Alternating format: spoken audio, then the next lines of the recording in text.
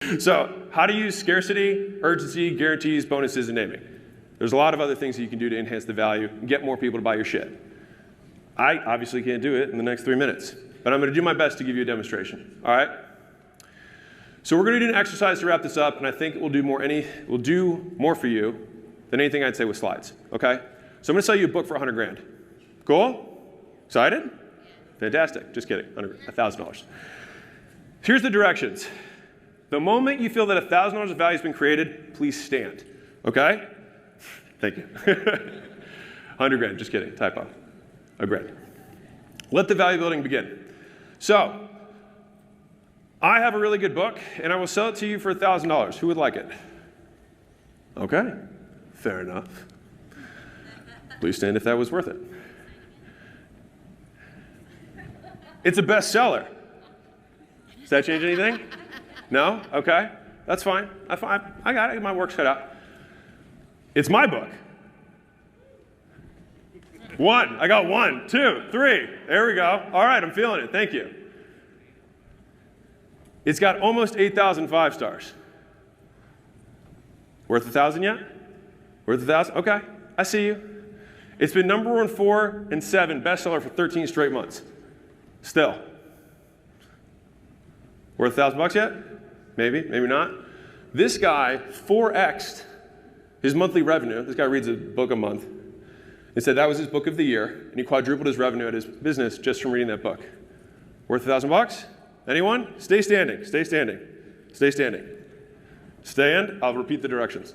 Please stand and stay standing if you think the book's worth 1,000. All right. If I autograph the book,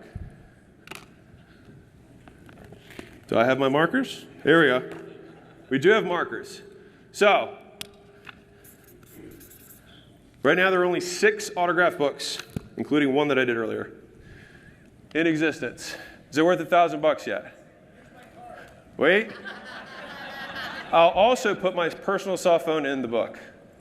I have 10 of these.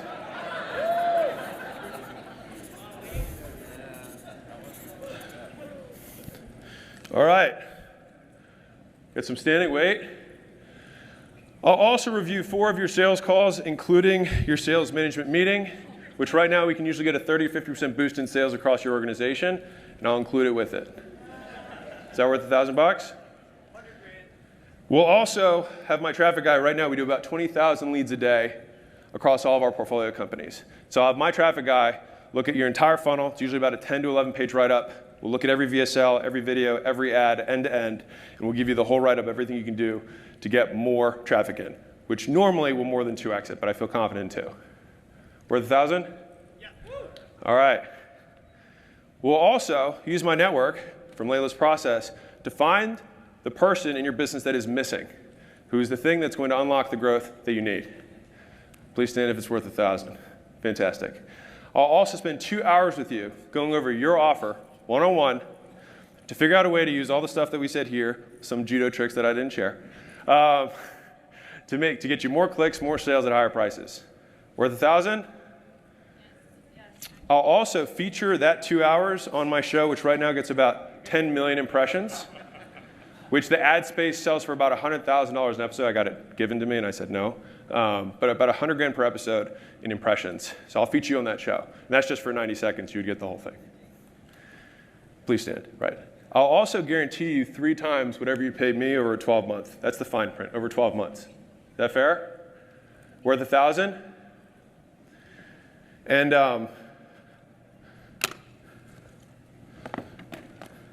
there's only one book. Not 10. So look around, real quick. I can see your heads, you're not looking. Look around. That's how you sell a $25 book for 100 grand. So please stand and stay standing.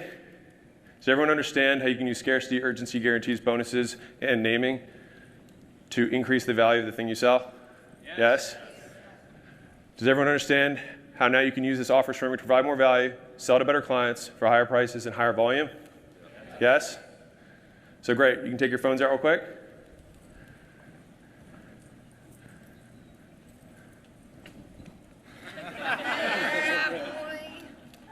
personality is literally based on the past. But they don't know that because they're doing it over and over again, and it becomes a subconscious program. If it requires a coherent brain and a coherent heart, then we have to train people how to self-regulate. We've done thousands and thousands of measurements. We've partnered with the Heart Math Institute to teach people how to create and sustain heart coherence. It just requires getting still, closing your eyes, putting your attention on your heart, changing your breath so that you move into the present moment. And when you slow your breathing down, you slow your brain waves down. When you slow your brain waves down, now you're accessing your autonomic nervous system. So then you train a person how to open their heart and feel an elevated emotion. And it takes a little practice. And just like a flower that takes time to bloom, it takes a little bit of time. But if you work on trading the resentment, the frustration, or the impatience for gratitude, appreciation, and thankfulness, and you keep at it, there'll come a moment where that system switches on, and now you're feeling grateful for no reason at all. Amount of money that you've ever made in a single year? In a single year, probably about 13 million. When it comes to the way that people look at money, what would you say is the biggest thing that separates the middle class from those who really end up building that wealth? Okay, hand me that bag. See this little bag right here? If I said, I will sell you this bag for $1,000, what would you say? Probably not. Okay, that is how a poor person thinks. A rich person would ask, what's inside? Because what if I had $100,000 in cash in this bag? You just lost $99,000 because you simply didn't ask what's inside. Rich people, they worry about what they get, not what it costs. And when they understand what they get, they understand what they stand to lose. Poor people never ask what's inside. They never ask what it's worth. They just ask what it's cost. That's all they care about, and that's why life goes by and it costs them everything. The most traumatic thing a man typically experiences with a woman is infidelity. When a man experiences that acute trauma, what that does is that sharpens him. That makes him more aware of the reality of female nature, what women are capable of, what women will do, and that primes him to better deal with women in his future, set boundaries that he didn't set in his first relationship, have standards, have preferences, exhibit those things, demonstrate those things that he probably didn't do, because a lot of men love really naively. When they first get into relationships, they think women won't do certain things. They think women aren't capable of doing certain things, and then when that woman does it, it's like, oh shit, like I got cheated on. Oh shit, she fucked me over. Now I know, moving forward, what to look for in women. That makes him more attractive because now he becomes the guy who's much more hardened emotionally. He becomes the guy who's not scared to tell a woman no. He becomes the guy who's not scared to hold a woman accountable. We cannot be black and proud and niggas too. White folks are playing win, not to look like we're winning. I would rather carry a plastic bag with $5,000 in it than to carry a $5,000 Louis Vuitton bag with $100 in it. You just looking like you winning. You ain't winning.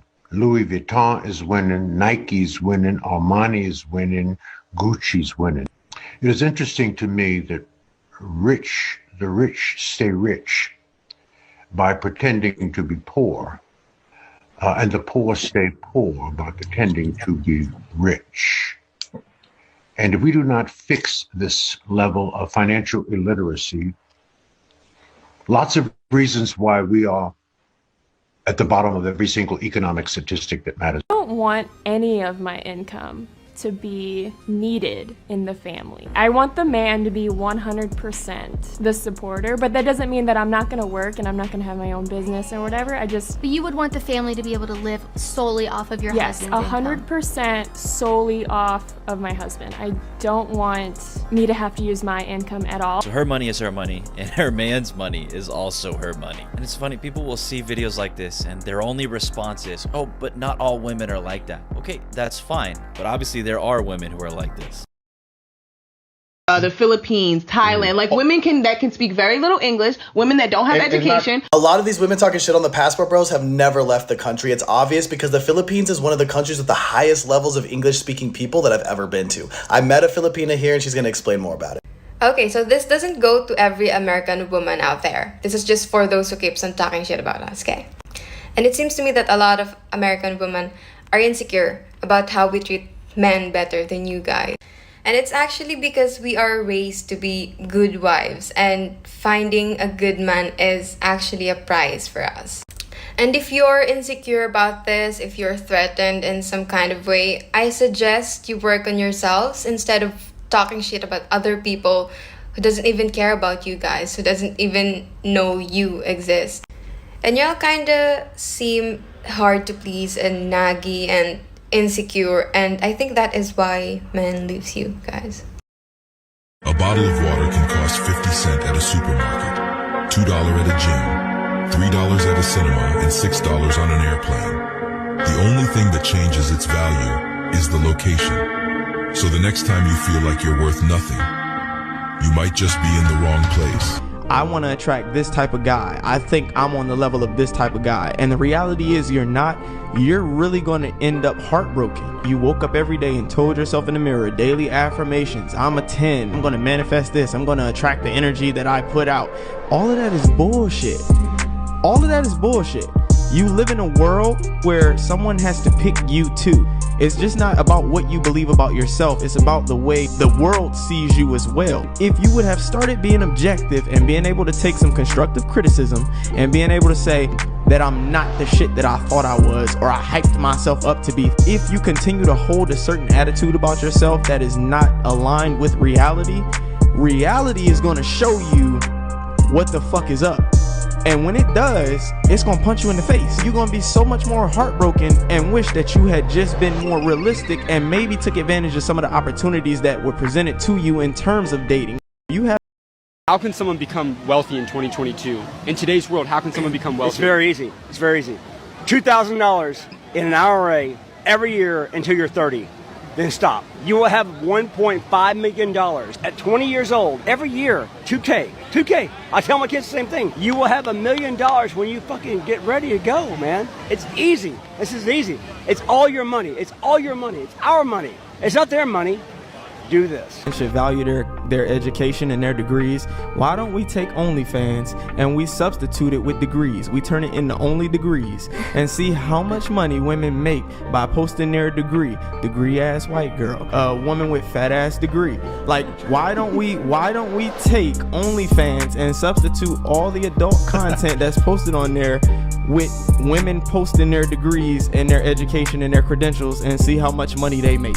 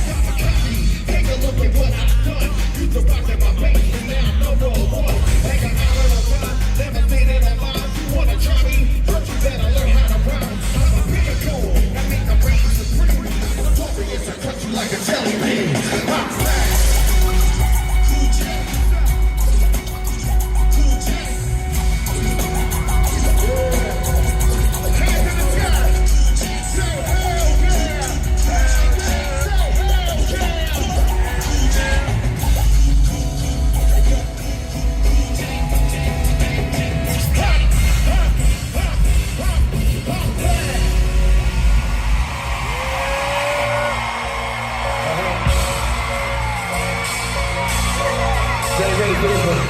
It's been a long time since we did this, huh? DC, DMV, what up? Bring it down. Check it out, baby. Make it hot. Let's go. Let's go. Let's go. Let's go.